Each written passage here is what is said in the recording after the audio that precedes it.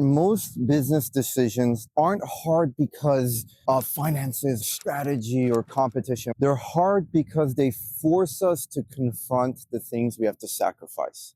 Our deepest insecurities, our limiting beliefs, our anxieties, and our fears.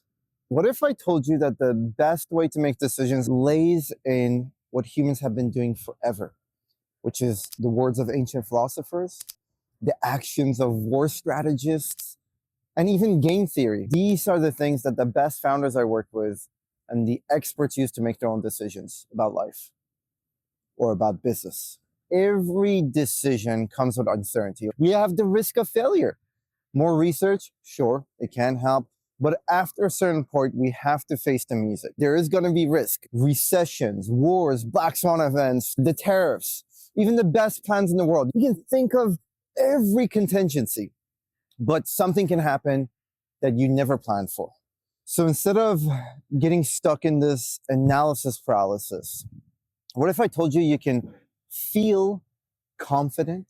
You can still make decisions based on conviction and science and evidence, and feel like you're preparing yourself for success while also readying yourself for any outcome. Most people think that business decisions are about logic, data, strategy, and they're wrong. It is emotional. Your decisions, if they don't align to your life vision, you'll sabotage them. I've seen it multiple times, either consciously or subconsciously. Hey guys, I'm Farzad. I'm a startup coach and an entrepreneur, and I've helped over 400 founders launch, pivot, and scale their businesses. I've spent the past almost 20 years just studying relentlessly. How do we become better thinkers, better decisions makers? 80% of the time, it's not that we have a strategy problem, whether you're a founder or making life decisions, it's that you have a priority problem. Most founders don't struggle with a lack of information. They struggle because they don't know what to do with that information to make the right choices in their life. And that's exactly what we're going to fix today. To stop thinking in this binary, this decision makes this much money way of thinking, and start seeing yourself as a holistic being with multiple variables that affect you and your decisions and how you think about life and how you look back on your life. To help you with this, I have created this Clarity Compass framework.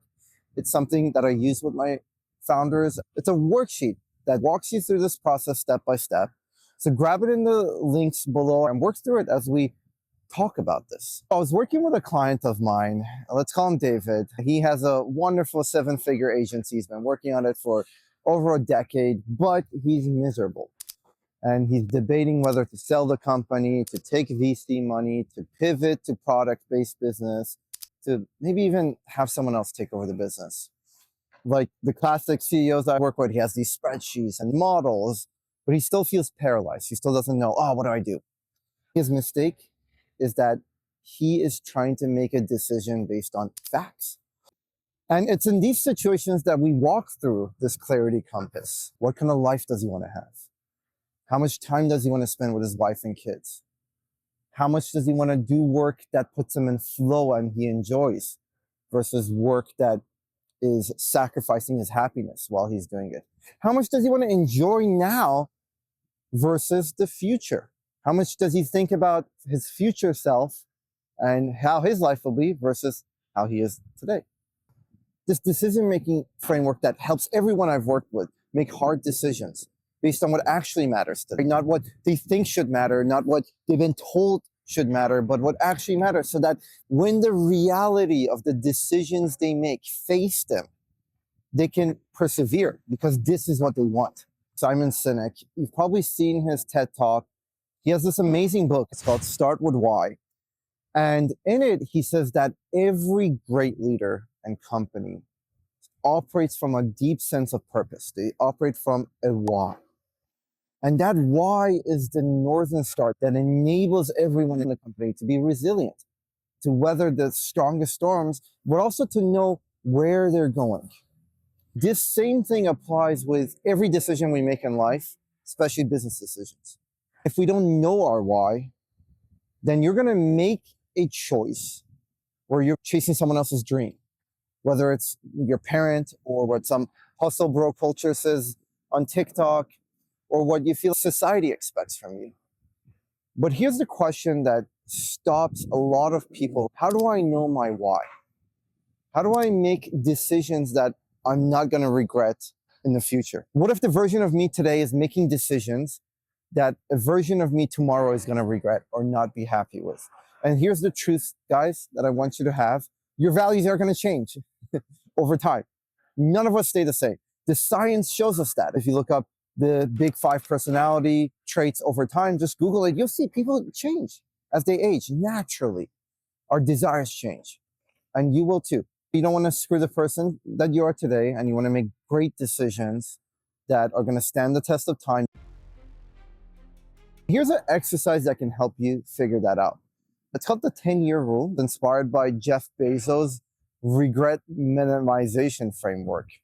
Jeff Bezos, founder of Amazon, says that the best decisions we make come from asking ourselves the following question. If I imagine myself 10 years from now, will I regret doing this? I often add 2 other things to it. When I'm on my deathbed, what am I going to think of this decision? And I also ask myself, what would the world be like if everyone made decisions like this? What Jeff Bezos' question does is it forces us to zoom out. I face so many founders that are like, oh no, we're going to do this marketing campaign. It's going to cost me $10,000. It's going to cost me $50,000. In the span of things, in 10 years, that's nothing. But in 10 years, are you going to regret making a fear-based decision of not seeing your true potential, of not chasing your dreams like you wanted to do? Imagine yourself 10 years from now. It really puts these decisions in the context of your full life, not just the moment you're in now. So yeah, try this with me, guys. Imagine yourself 10 years in the future. Look at the decisions in front of you and ask yourself, would future me regret not taking this path? If the answer is yes, that's a huge signal that you should go for it. And if the answer is no, then this decision isn't as critical as you thought. What if my values change over time? The key isn't to pick decisions that you're never going to regret. It's to pick a direction that gives you the most flexibility and is aligned with your core values and your core vision today, rather than one based on insecurities and fear. Here's a rule of thumb. If your decision is going to close every other door permanently, be cautious. If your decision is going to keep options open, it's a safer bet. You think about taking VC money. Well, you're locking yourself into this hyper growth mode. It's very hard to undo that. But you say, I'm going to bootstrap. You're keeping yourself independent, which gives you more options later. And maybe you can raise money later. So if you're struggling with like, hey, what if my values change? The decision that gives you the most optionality is one of the best heuristics you can use for the path and the decision you should make. Decision is decidir. It literally means to cut off. So every decision is a trade-off. You learn this when you take your first economics class, but most people only think about what they're choosing, but they forget to ask themselves, what am I cutting off? Write it down. By saying yes to X, I'm saying no to Y. I'm hoping for Z. If I say yes to rapid scaling, I'm saying no to slow, stress-free growth. I'm hoping for bigger profits. I'm hoping for more freedom. I'm hoping for more growth, more revenue, and eventually more profits by saying yes to rapid scaling. But I'm accepting the higher stress. I'm accepting the fear and anxiety and risk that comes along with that. Sarah built this amazing fast-growing tech consulting business. Within 3 years, she went from freelancing to running a small agency with her remote team. And she was doing amazing. And we would catch up and things seemed great. But over time, it was clear that there were problems. She was miserable. She felt like she was drowning in client calls, Slack messages, and hiring decisions.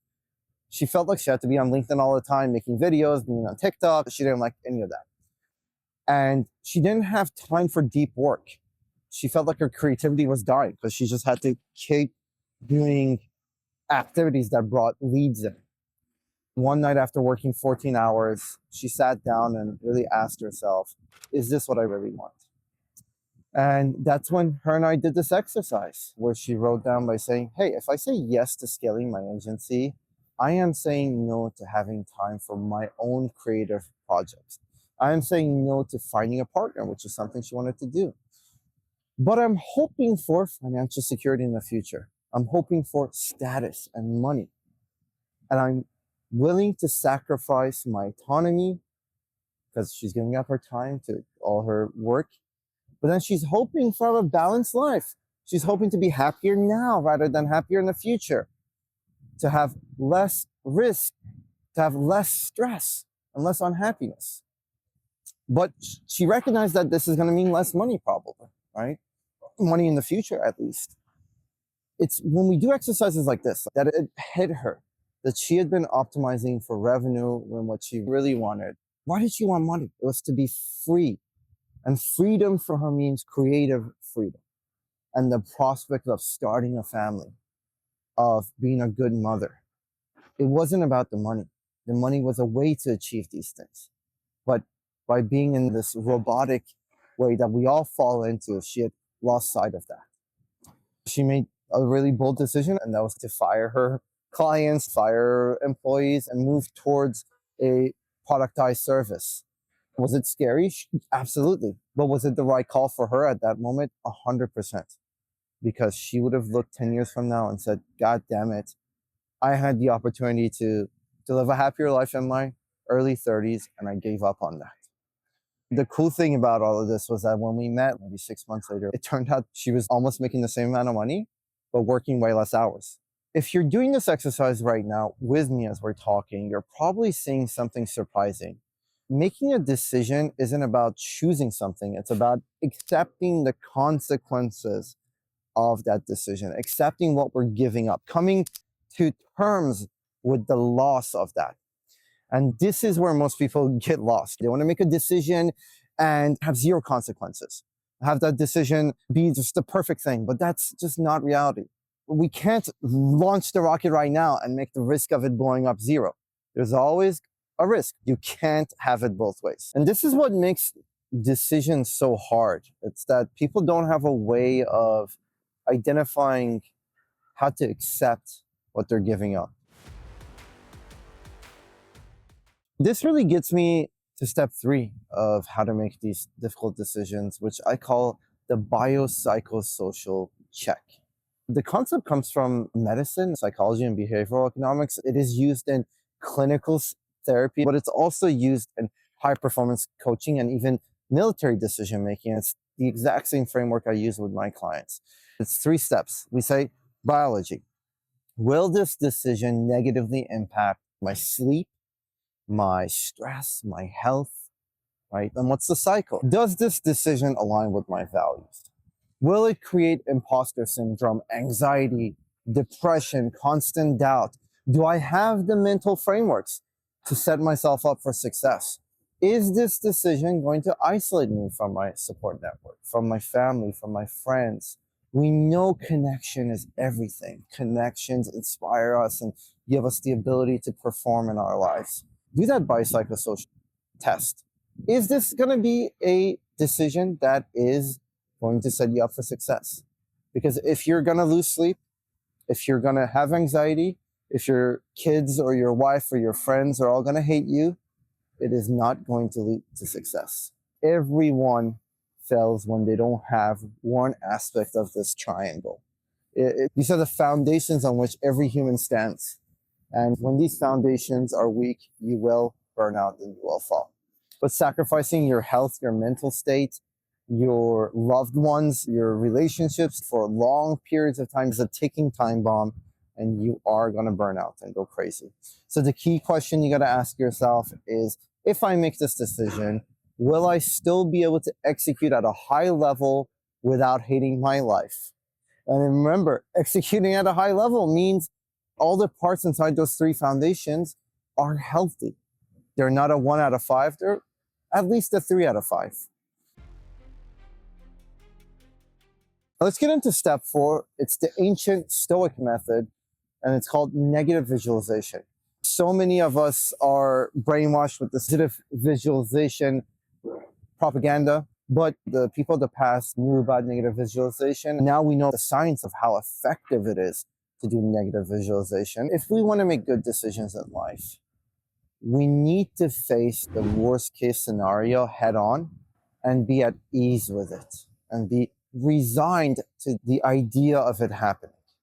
Maybe you've read Marcus Aurelius, his book Meditations. When you pre-experience failure, you remove its power. When you become outcome independent, you become more powerful. You realize that most fears are overblown. These aren't existential problems facing you. You become mentally prepared for anything. Thousands of years later, researchers like Daniel Kahneman, who wrote the book Thinking Fast and Slow, found the same thing to be true.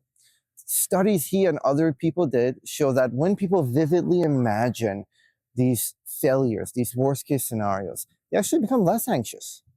They become more decisive. They become better prepared for setbacks.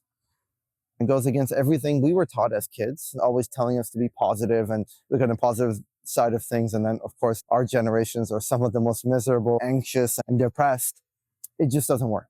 We have to go back to the ancients and the science. So here's what I want you to do. I want you to use negative visualization right now and write down every decision that could go wrong. What if your business fails?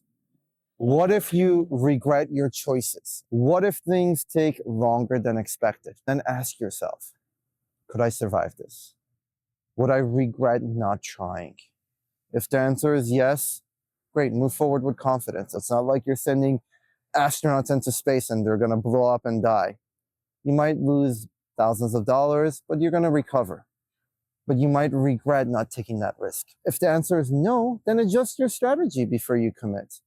Maybe you get a little embarrassed because you told people in your life that you're doing this and now you failed at it. Ask yourself, would you still be okay if this happened? Would you regret not trying? And if the answer is yes, I would regret not trying. Yes, I would recover. Yes, I would be okay. Then the decision is simple. I want to show you the final step 5, which is handling that decision paralysis. You still can't decide. You've gone through all the frameworks, you've written things down, you've done the Stoic practice, you've done the biopsychosocial analysis, but you still feel stuck. That's because you're overanalyzing. And I see it all the time. It's not abnormal for you to still be in that situation.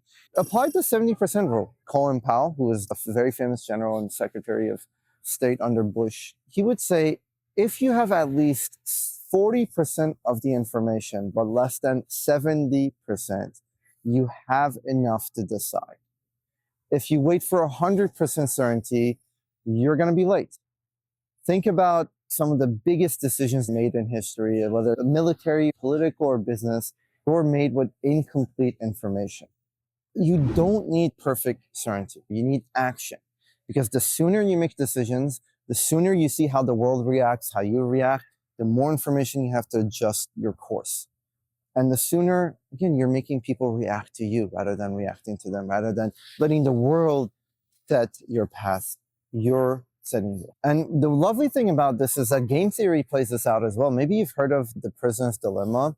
In game theory, when you're waiting too long to make a move, you can actually be making the worst decision for yourself. You're a founder and you're debating whether to launch your product. You wait too long, competitors beat you. Launch too soon, you might fail, but at least you have data. Sometimes the biggest risks isn't making the wrong decisions, it's waiting too long and missing the opportunity entirely.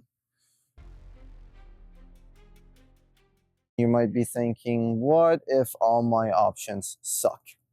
Every option you have is terrible. You can use a least worst choice method. This is inspired by Dan Ariely. He wrote this amazing book, Predictably Irrational, where he talks about all the ways we make stupid decisions as humans. From that book, I learned that instead of searching for making the perfect decisions, we should ask ourselves which option is least bad. And I think that's exactly how he phrased it in his TED Talk and in the book. You're debating between sticking with a job you hate or taking a risky business leap. Neither feels great. Both are scary and risky. But if one path at least gives you momentum, that's a better path. You don't need to make perfect decisions. You just need to make a move. There's really two ways to be in life. We wait for life to happen or we make life happen. More often than not, you want to be the one making life happen, the one making decisions. So download that Clarity Compass framework, fill it out, and finally start making decisions with clarity. The first 10 people to complete that worksheet and send it over to me, you're going to win a 60-minute strategy session with me for free. Normally, these are $200, but for the first 10 people, it's going to be completely free. We'll go over what you filled out, identify your biggest obstacles, break down that situation, and come up with a clear execution plan for you. Download that framework, take action, don't wait, and let's get at it.